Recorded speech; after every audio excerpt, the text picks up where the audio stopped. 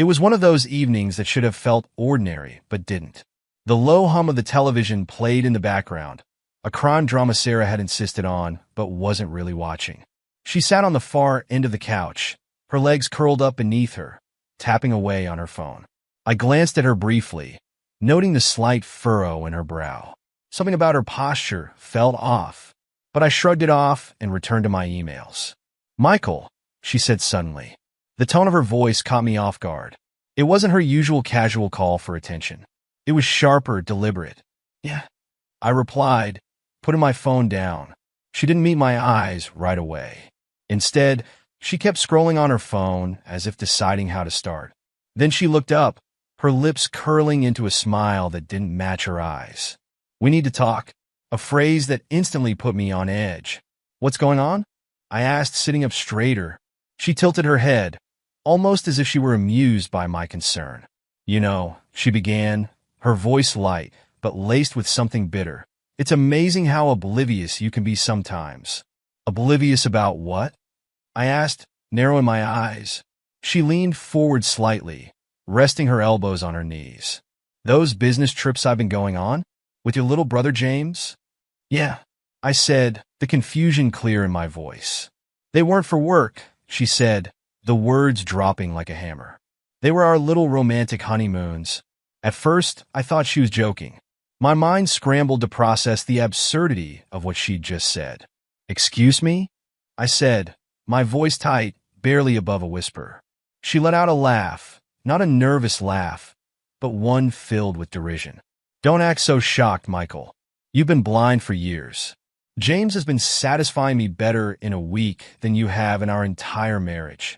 I stared at her, the words hanging in the air like a bomb that had just detonated but hadn't fully hit yet. "Are you serious right now?" I asked, my voice growing louder. "Tell me you're not serious." "Dead serious," she said, leaning back against the couch. "And honestly, it's a relief to finally get it out in the open. Hiding it from you was becoming a chore." Before I could even respond, James walked into the room, holding a beer like he owned the place. He was wearing that same cocky grin he always had, the one I'd ignored for years because, well, he was my younger brother. "What's up, big bro?" he said casually, plopping down on the armchair across from me. "You're kidding me," I said, my voice shaking. "Tell me this is some twisted joke." James chuckled, shaking his head. "Nah, man, it's not a joke. Sarah deserves better, and so do I. And you? You were too busy playing the perfect husband to even notice." My hands clenched into fists. "You're telling me that you, my brother, and my wife—" "Relax," James interrupted, taking a long swig of his beer. "You'll live—" "Relax," I repeated, my voice rising. "You want me to relax after you?" Sarah cut me off. "Oh, stop being so dramatic, Michael. You're acting like this is the end of the world. It happens. People fall out of love." "Out of love," I said, my voice breaking. "You didn't fall out of love. You cheated. You lied. You betrayed me." James shrugged. "Look, man, you weren't exactly making her happy. Someone had to step in." I couldn't believe the audacity. "You're unbelievable. Both of you. You think you're the heroes here." Sarah smirked, her eyes glinting with something sinister. "And here's the cherry on top," she said, her tone mockingly sweet. "I'm pregnant, and it's James's baby." The words hit me like a freight train. My mind raced, my chest tightened. "What?" I whispered, though I'd heard her clearly. "We're moving to London," she said nonchalantly, "to start our new life together." "London?" I said, shaking my head in disbelief. "What the hell are you talking about?" James leaned back in the chair, smirking. "Oh, didn't she tell you? Mom and Dad are in on it. They're thrilled, actually. So thrilled, they paid for our plane tickets." I stared at him, feeling my stomach churn. "My parents, the people who raised me, they knew?" "You're lying," I said, my voice barely audible. "Nope," James said, popping the pea like he was savoring it. "They've been super supportive. They think Sarah and I make a great couple. Better than you and her ever were." The room began to spin. My legs felt weak, even though I was sitting. The weight of their words pressed down on me, suffocating, crushing. "You're all insane," I finally managed to say. James smirked again, leaning forward this time. Honestly, you should thank me. I'm giving her the life you never could. Maybe one day, I'll let you visit your niece or nephew. That was it. The tipping point. I stood up so fast the coffee table between us rattled. Get out, I said, my voice shaking with rage. Oh, come on, Michael, Sarah said, rolling her eyes. Don't be so childish. We're just telling you the truth. The truth. I roared, slamming my fist on the table. You think this is some noble act? You think betraying your husband and sleeping with his brother is something you can just walk away from? James stood up too, his smug grin fading slightly. Careful, bro, he said, his tone suddenly defensive. You don't want to make things worse for yourself. Worse? I said, taking a step toward him. You think this can get worse? Sarah stepped between us, her hand on James's chest. Let it go, Michael. You can't win here. Just accept it and move on. I laughed, a bitter, hollow sound. Move on? You think I'm just going to let you two walk away after this? You don't have a choice, James said, regaining his composure. We're leaving, and there's nothing you can do about it. I looked at them both, my wife and my brother, standing side by side like some twisted power couple. My heart ached, my mind reeled, but somewhere beneath the pain, a spark ignited. You're right, I said after a long pause. My voice was eerily calm now. There's nothing I can do to stop you from leaving. James smirked, but Sarah hesitated, narrowing her eyes at me. But you'd better believe, I continued, stepping closer to them. There's plenty I can do to make you regret ever crossing me. For the first time, James's cocky facade wavered. Watch your back, I said, my voice low and steady. Both of you. I turned and walked out of the room, leaving them behind. My chest heaved, my fists still clenched, but my mind was already racing. This wasn't over. Far from it. That night, sleep was out of the question. I sat in my car in the driveway, gripping the steering wheel so tightly my knuckles turned white. The occasional burst of laughter echoed from the guest room where Sarah and James were staying, rubbing salt into a wound they thought would fester forever. The betrayal wasn't just theirs. It was a family-wide conspiracy. My parents, the people who were supposed to have my back, were part of this twisted scheme. Sarah's smug face, James's arrogant laugh, my parents' silent approval. They played on a loop in my mind. My breathing was shallow, my heart pounding like a war drum. But I wasn't going to break. No, they had no idea who they were dealing with. If they think I'm going to sit back and watch them destroy my life, I muttered to myself, they're in for a surprise. I stepped out of the car and lit a cigarette, something I hadn't done in years. The smoke curled into the cold night air as I leaned against the hood, formulating my plan. This wouldn't just be revenge. It would be an obliteration, a precise, calculated dismantling of everything they held dear. They wanted to laugh now? Fine. I'll make sure they cried later. The next morning, I walked into the kitchen as if nothing had happened. Sarah was at the counter, stirring her coffee, while James lounged at the table, scrolling through his phone.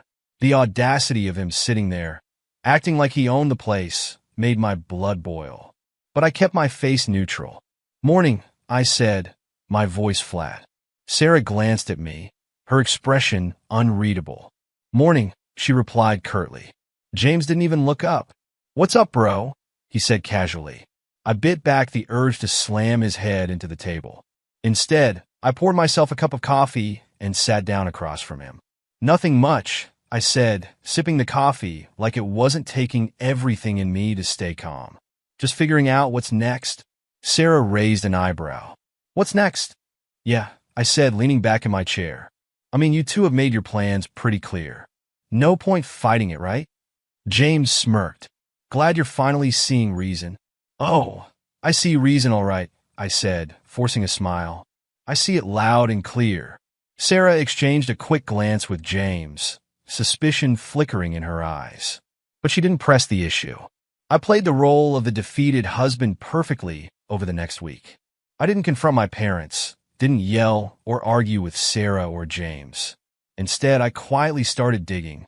Sarah had never been good with technology. Her phone password was still my birthday, a bitter irony I used to my advantage. Late one night, while she and James were asleep, I unlocked her phone and combed through her messages. There it was. Everything I needed. Pictures of the two of them together, texts mocking me, and even bank transfers to James from a joint account I shared with Sarah. She'd been funneling money to him for months. Gotcha, I muttered under my breath, forwarding everything to my own email. The next step was my parents. I visited them under the pretense of needing advice. My mother welcomed me with open arms, her smile as warm as ever. It made me sick. "How are you holding up, sweetheart?" she asked, her voice dripping with fake concern. "I'm managing," I replied, keeping my tone even. "I just wanted to ask for your guidance. You've always been so wise about these things." Her face lit up with pride. "Of course, Michael. Anything for you." Over tea, I steered the conversation toward finances, subtly probing about their accounts and investments. My father, ever the braggart, let slip about a sizable trust fund they'd set up for James. "James is the baby of the family," he said with a laugh. "We just want to make sure he's set for life." "Of course," I said, smiling tightly. "That makes sense." Inside, I was seething. Over the next month, I methodically laid the groundwork for their downfall. I hired a private investigator to dig deeper into James's activities. The results were a gold mine. Unpaid debts, a trail of flings beside Sarah, and shady business dealings that could land him in serious legal trouble. I also started siphoning money from the joint account Sarah thought she was so cleverly using. Bit by bit, I moved funds into a private account she couldn't touch. By the time she noticed, it would be too late. Then there were my parents. I found out their trust fund for James wasn't just generous, it was recklessly managed. A few well-placed anonymous tips to their financial advisor, combined with some strategic withdrawals, set their investments on a path to collapse. Patience, I told myself every night as I lay awake, staring at the ceiling. Patience. One evening, as we all sat in the living room, Sarah casually mentioned their upcoming move to London. "We've been looking at flats," she said, scrolling through her phone. "Found a gorgeous one in Kensington." "Kensington?" I repeated, feigning interest. "That sounds expensive." "It is," James said, flashing his trademark grin. "But we've got it covered, don't we, babe?" "Thanks to your parents," Sarah added, throwing a glance my way. I nodded slowly, pretending to absorb the information. "That's great. I'm happy for you guys." James tilted his head, studying me. "You're taking this surprisingly well." "What can I say?" I replied with a shrug. "You've convinced me. You're the better man for her." Sarah smiled smugly. "Finally, you're starting to get it." I smiled back, my heart pounding in anticipation. They had no idea the storm that was coming. The next day, I put the final pieces of my plan into motion. I scheduled a meeting with my lawyer to finalize my divorce strategy.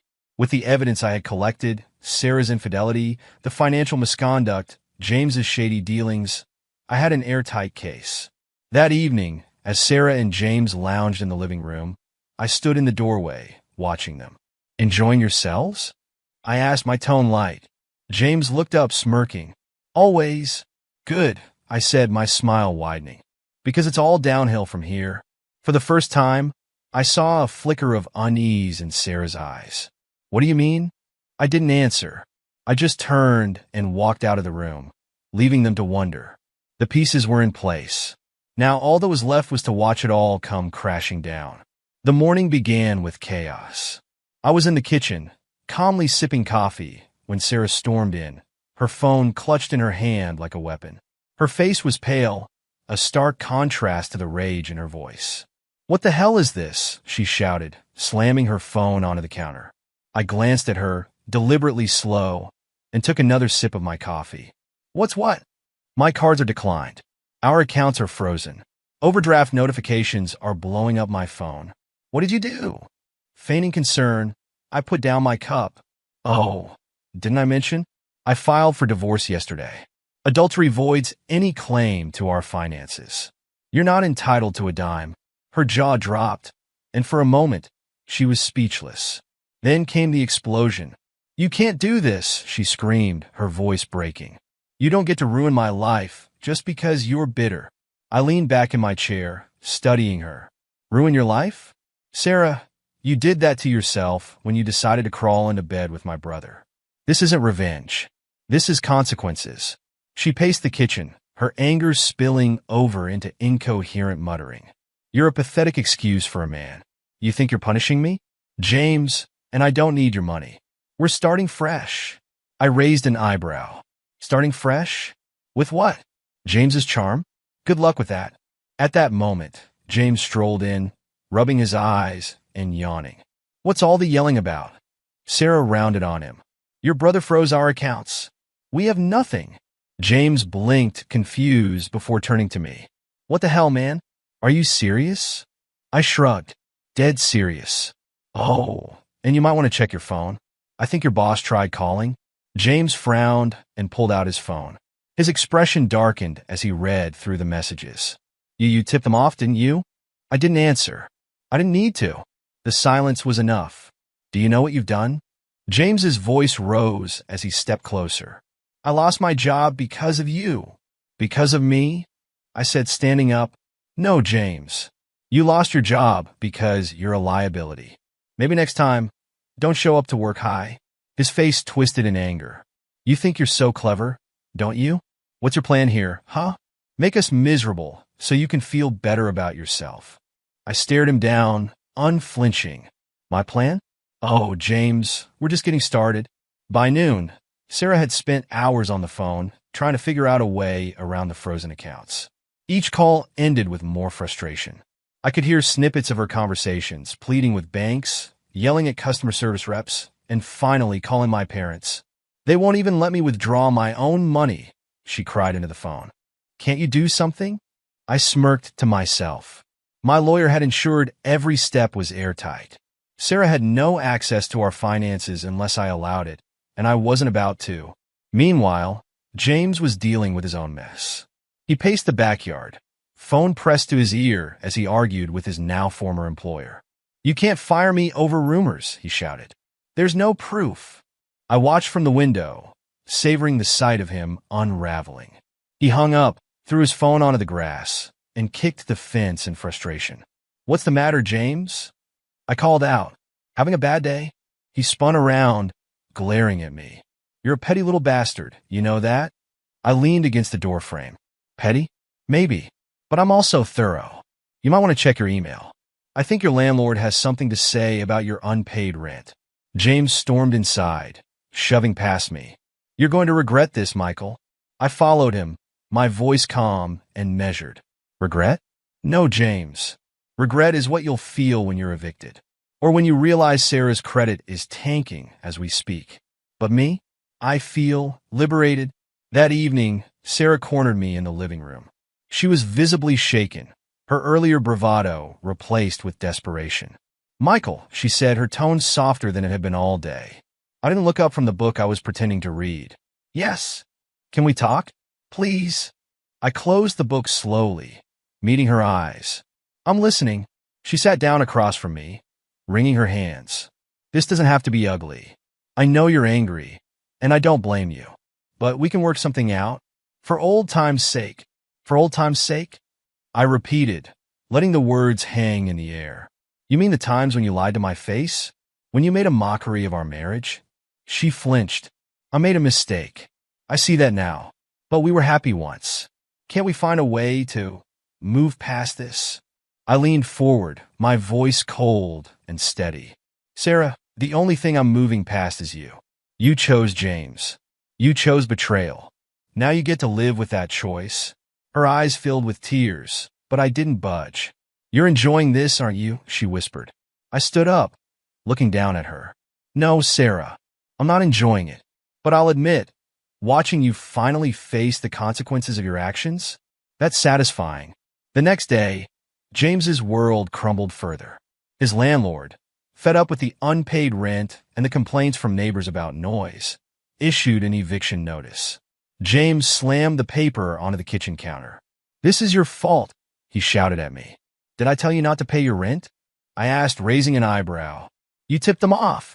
I might have mentioned it in passing, I said with a shrug. He lunged at me, but I sidestepped easily. Careful, James. Assault won't look good on your record. Not that it matters much anymore. Sarah stepped between us, her voice trembling. Stop it, both of you. This isn't helping. James pointed a finger at me. He started this? I smirked. No, James. You started this the moment you decided to betray me. I'm just finishing it.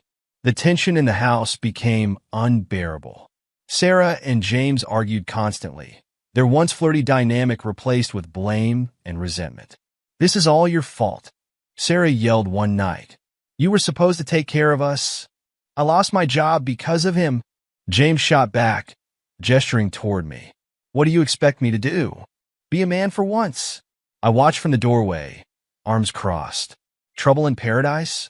Sarah turned on me, her eyes blazing. Are you happy now? Not yet, I said, walking away.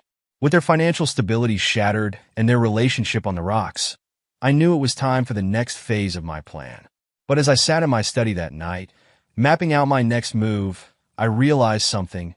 They were already destroying each other. Their betrayal had united them against me. But now that their lives were crumbling, they were turning on each other. All I had to do was sit back and watch the fireworks. Still, I couldn't resist one last jab. The following morning, I left an envelope on the kitchen counter, addressed to Sarah and James. Inside was a single note, welcome to Rock Bottom. Enjoy your stay. It didn't take long for the news to reach my parents. The property they had so proudly gifted me years ago was now gone, sold to the highest bidder. What they didn't know was that I had funneled every cent from the sale into my escalating campaign against Sarah and James. The first call came late in the evening. My mother's voice trembled on the other end of the line. Michael, what have you done? She cried, her words rushing out in panic. I leaned back in my chair, the phone pressed to my ear. What I should have done a long time ago, Mom. Your betrayal has consequences. You sold the house, she continued, as if saying it aloud would make it less real. How could you do this? That property was meant to stay in the family. I smirked, though she couldn't see it. Oh, I think the family's already done a fine job of tearing itself apart.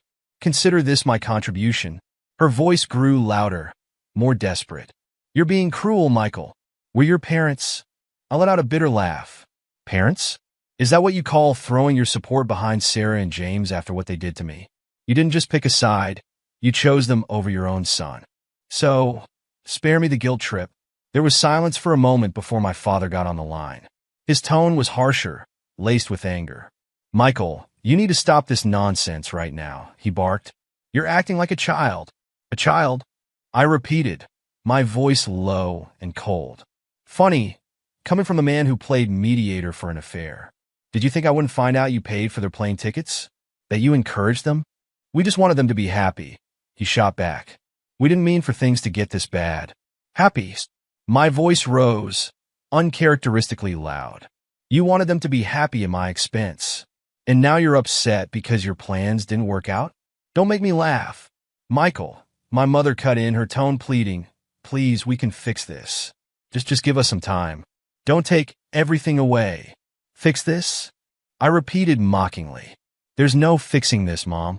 You made your bed. Now lie in it. Before either of them could respond, I ended the call. The next few days were eerily quiet. I knew my parents were scrambling. Their finances had been hanging by a thread for years, and the sale of the property had cut their safety net clean in half. But I wasn't done. I hired an investigator to uncover every skeleton in their financial closet. Loans they hadn't disclosed. Credit cards maxed out under my father's name. A mortgage they had refinanced one too many times. Once I had the details, I made anonymous calls to their creditors, highlighting every mispayment, every overdue bill. The pressure mounted quickly. My parents began leaving frantic voicemails. Michael, you need to call us back, my father said in one. His usual commanding tone was replaced by desperation. We can't keep up with these payments. We need your help. Another from my mother was tearful, nearly incoherent. Please, Michael. We're sorry. We never should have gotten involved. Just call us back. Please. I ignored them all. A week later, they showed up unannounced. I was in the middle of packing up some boxes to move to my new apartment when I heard the furious knock at the door. Opening it, I found my mother and father standing there. My mother looked pale, her eyes red from crying, while my father wore a mask of barely concealed anger. Michael, my mother started, stepping forward. We need to talk. I crossed my arms and leaned against the doorframe. What could we possibly have to talk about? You've gone too far, my father said, his voice tense. You've made your point. Now stop this madness. Madness. I repeated with a hollow laugh. You think this is madness? No, Dad. Madness was what you did when you helped Sarah and James stab me in the back. Madness is thinking you could betray your son and still expect his support. We didn't mean for things to go this far, my mother pleaded, clutching her hands together. We just thought they deserved a chance to be happy.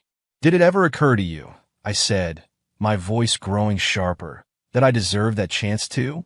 Or was my happiness expendable? My father tried to step in. You're twisting this into something it's not. We didn't want to hurt you. But I cut him off, my anger boiling over. But you did. You chose to hurt me. You chose to support an affair, to smile in my face while you plotted against me. So don't stand here and act like you're the victims. My mother broke into sobs, but I didn't waver. My father, however, wasn't ready to back down. This isn't just about you, Michael, he snapped. You're destroying this family.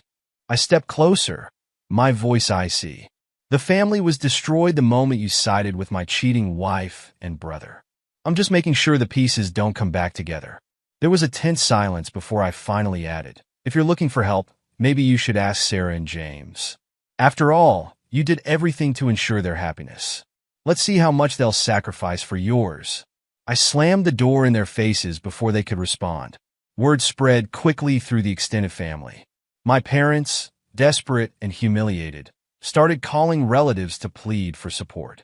Some helped, but most saw through their excuses. At one point, my cousin called me to ask about the situation. Michael, your parents are saying you're out of control. What's going on? I didn't mince words. They betrayed me.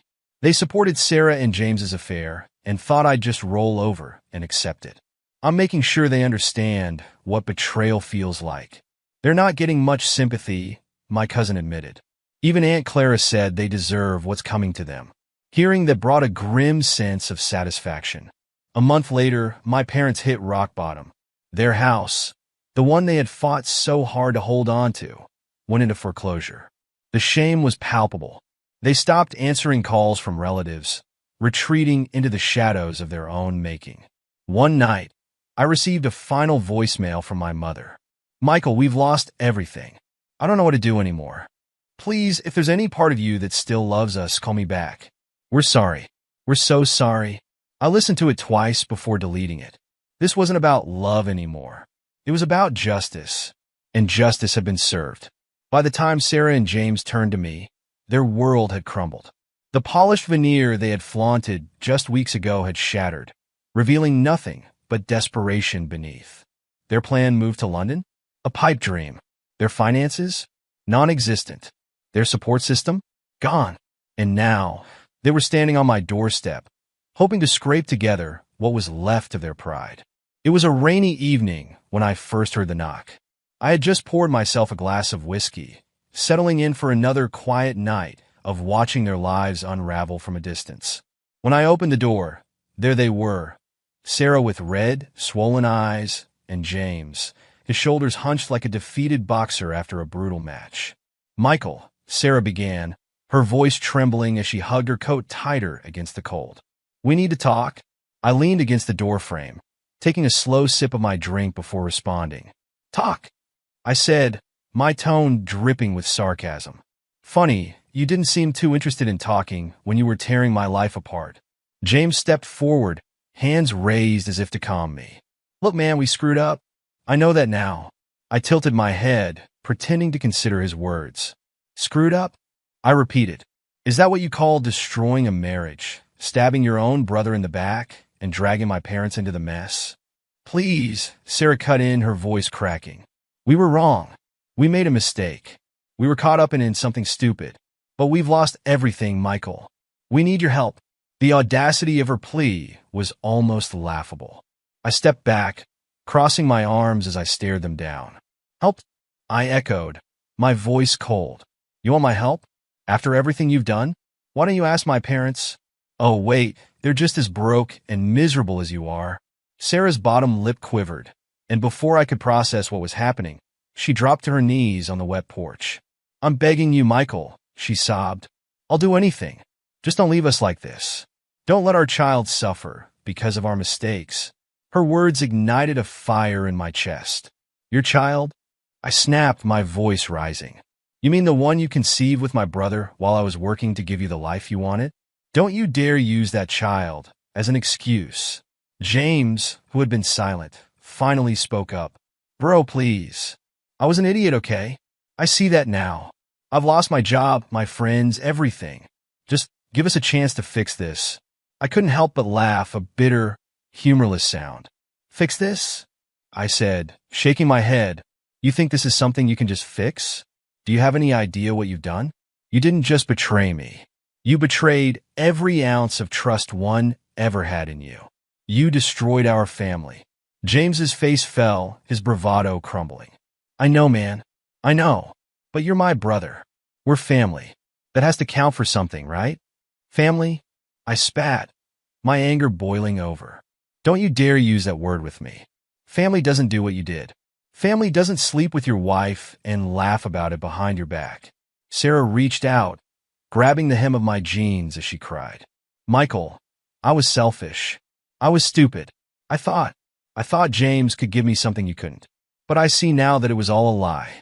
He can't even take care of himself, let alone me or this baby. I yanked my leg away from her grasp, glaring down at her. And you expect me to pick up the pieces? To save you from the mess you made?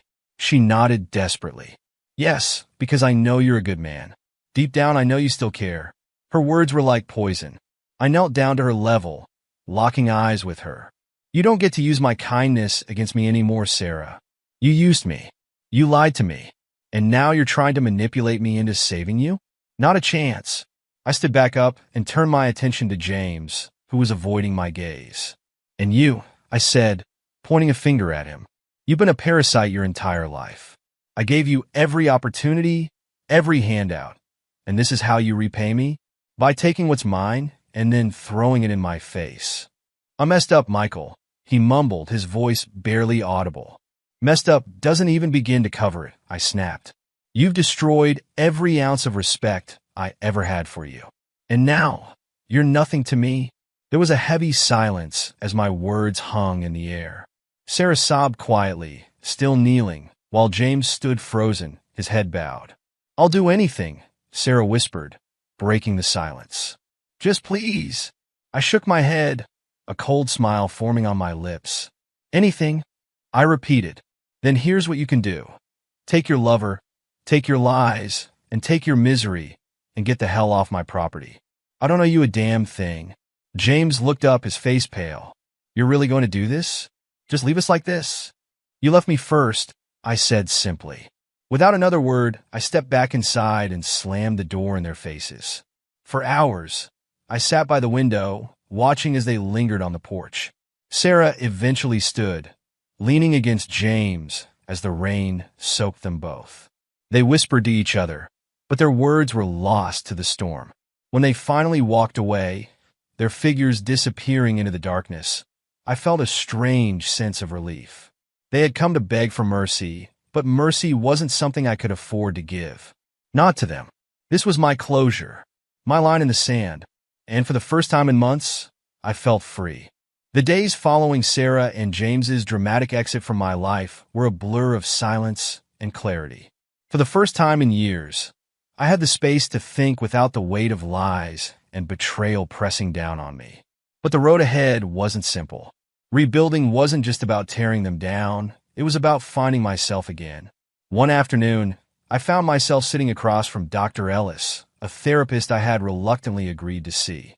The room was warm but simple, her desk stacked with books and a small plant on the windowsill. She adjusted her glasses and looked at me with patient curiosity. So, Michael, she said, her tone even, where do you want to start? I hesitated. The words sat heavy in my throat, refusing to come out. Finally, I sighed. My wife cheated on me with my brother. My parents knew and supported them. And now, I've cut them all off. Dr. Ellis nodded. That's a lot of betrayal. How does that make you feel? How do you think it makes me feel? I snapped, then immediately regretted it. I took a deep breath. Sorry. It makes me feel like an idiot.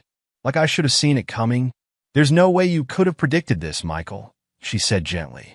Trust is built on the assumption that the people closest to us won't hurt us. Betrayal isn't your failure, it's theirs.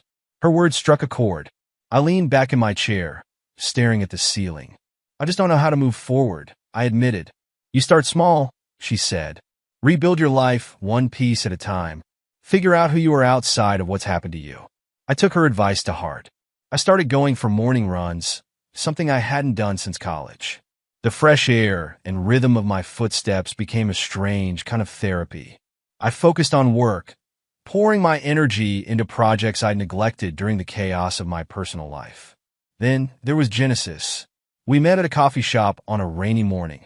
I had ducked inside to escape the downpour, and there she was struggling to juggle her umbrella, a stack of books, and a steaming cup of tea. Need a hand? I offered, stepping toward her. She looked up startled and smiled. Thanks. I could use about 3. I helped her settle at a nearby table, and before I knew it, we were talking. Genesis was a freelance artist, working on illustrations for a children's book. Her laugh was warm, her eyes bright, and her presence oddly calming. Do you come here often? She asked as I stood to leave. Not really, I admitted. Just trying to escape the rain? Well, maybe you should, she said, scribbling something on a napkin and handing it to me. Her number. Over the next few weeks, Genesis became a constant in my life. We met for coffee, went for walks in the park, and talked about everything, our dreams, our failures, and the scars we both carried. One evening, as we sat on a bench overlooking the city, she turned to me with a curious expression. You're holding back, she said softly. I frowned. What do you mean? There's something you're not telling me. Something heavy. For a moment, I considered brushing it off, but there was something about her that made me want to be honest. My ex-wife cheated on me with my brother, I said finally. It's been a lot. Genesis didn't flinch or look away. Instead, she placed her hand over mine. I'm sorry, she said simply. That must have been incredibly painful. It was, I admitted, but I'm trying to move past it. I just don't know if I'll ever be able to trust anyone again. Trust isn't about forgetting what happened, she said. It's about deciding who's worth the risk. Her words stayed with me long after that night. As weeks turned into months, my life began to take on a new shape. I started volunteering in a local shelter, something I'd always meant to do but never found the time for. The work was humbling and rewarding, giving me a sense of purpose I hadn't felt in years. Genesis and I grew closer, but I was careful not to rush things.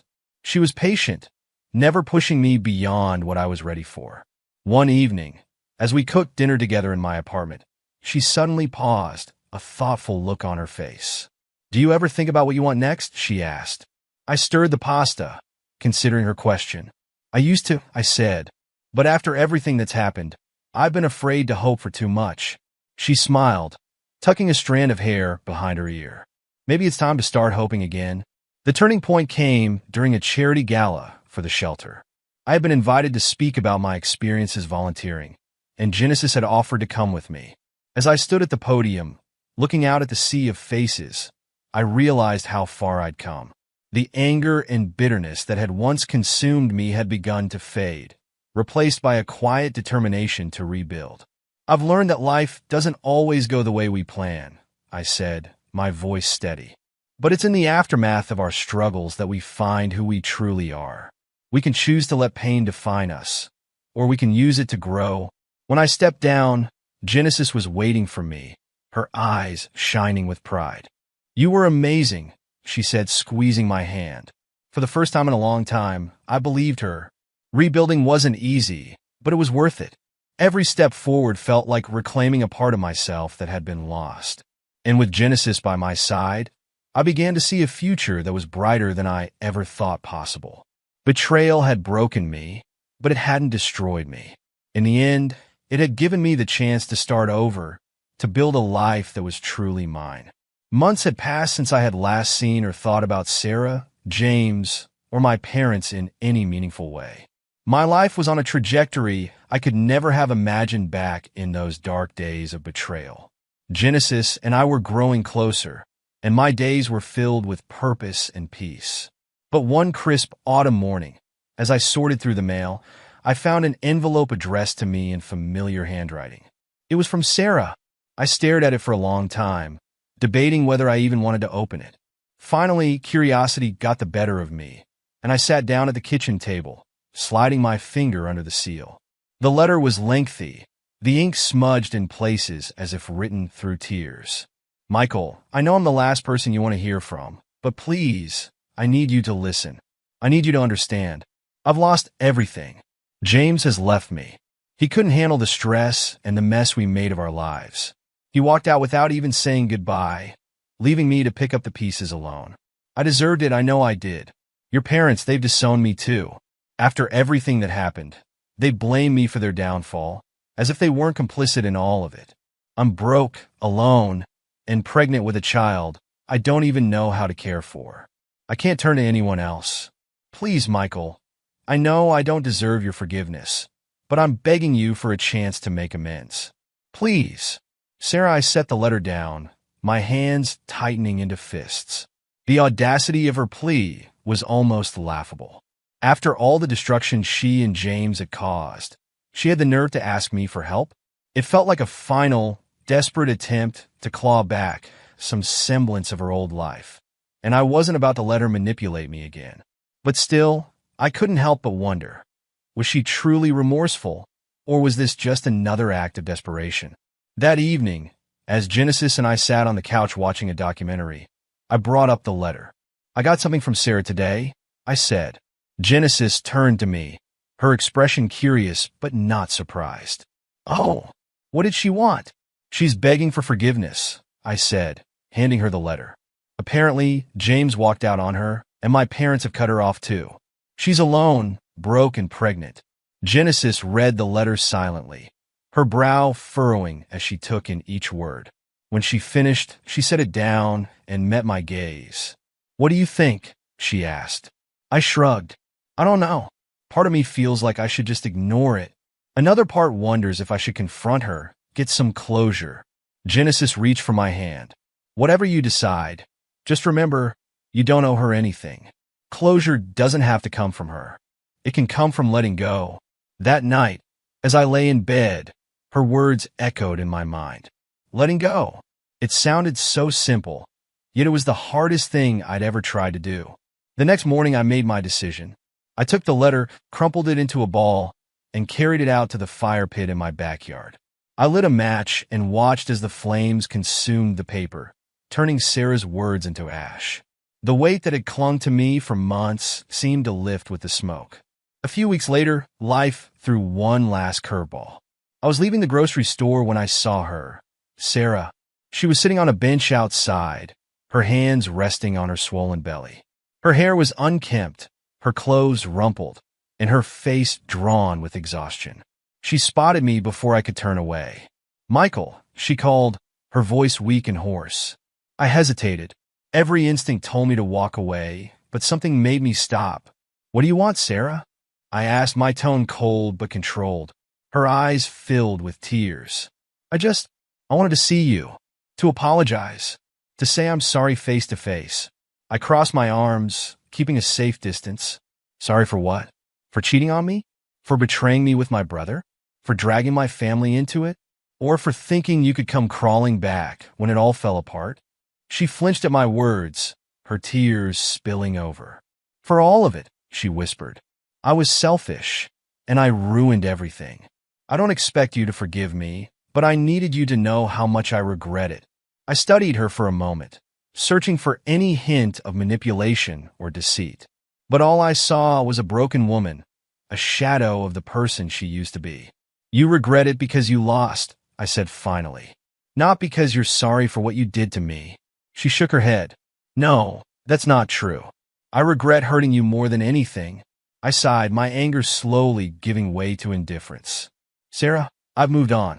I have someone in my life now who actually cares about me, and I'm not going to let you or anyone else drag me back into the past. Her shoulders sagged, and she nodded. I understand.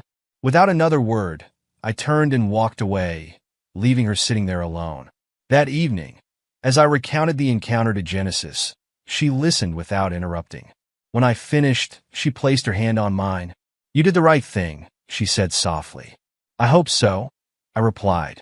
As the months turned into years, Sarah and James became little more than distant memories. I never heard from James again, and I assumed he had moved on to wreck someone else's life. As for Sarah, I heard through the grapevine that she eventually gave birth and was struggling to raise the child on her own. But their suffering was no longer my concern. My focus was on my future, with Genesis by my side, a career that fulfilled me, and a sense of peace I hadn't known in years. Life wasn't perfect, but it was mine. And for the first time in a long time, I felt free,